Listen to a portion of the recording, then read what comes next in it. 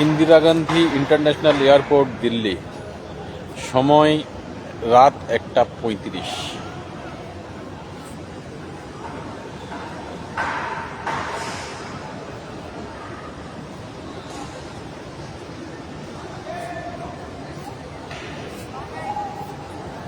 ঈশ্বর আমাদের সকলকে সুমতি দান করুক।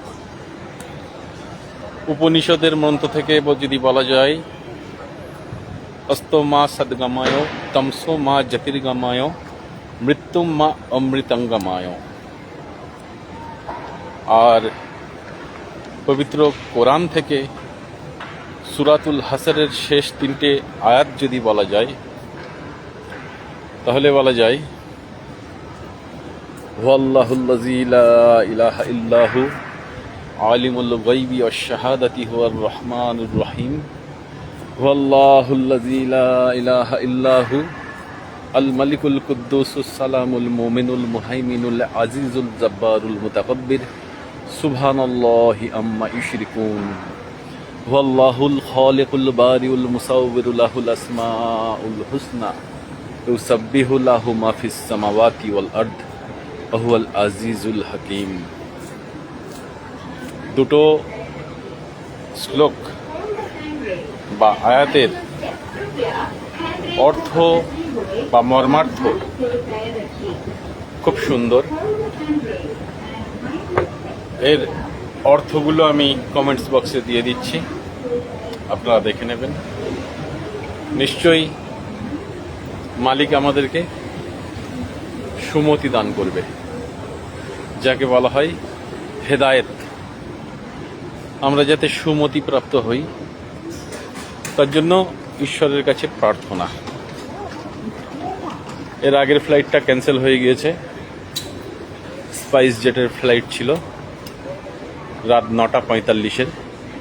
কোনো বিশেষ কারণবশত সেটা ক্যান্সেল হয়ে গিয়েছে। তাই এখন দ্বিতীয় ফ্লাইটের টিকিট কাটলাম কলকাতা ফেরার পথে। পরশুদিন সকালে এসেছিলাম।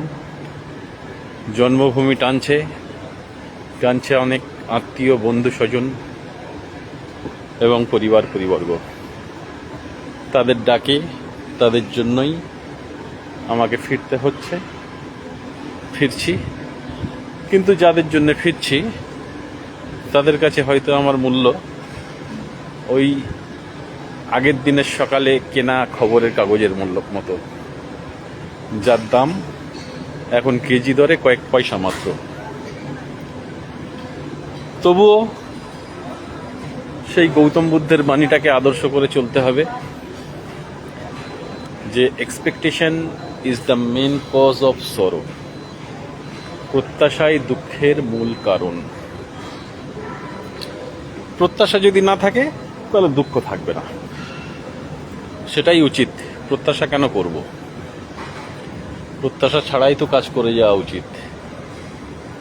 তাই প্রত্যাশাহীন কাজকর্ম সেটাকেই পাথেয় করে নিয়েছি, এবং যাদের জন্য যেটা করব বলেছি তাদের জন্য সেটা করে তবে আমি থামব। এটা আমার অঙ্গীকার। তাই যারা স্বার্থের জন্য আমাকে ভালোবাসেন, তাদের ভালোবাসাকে আমি সম্মান জানাই, এবং তাদের সেই ভালোবাসাকে সম্মান জানিয়ে আমি আমার এই ছোট্ট ভিডিওটা শেষ করছি। ধন্যবাদ, সকলে ভালো থাকবেন।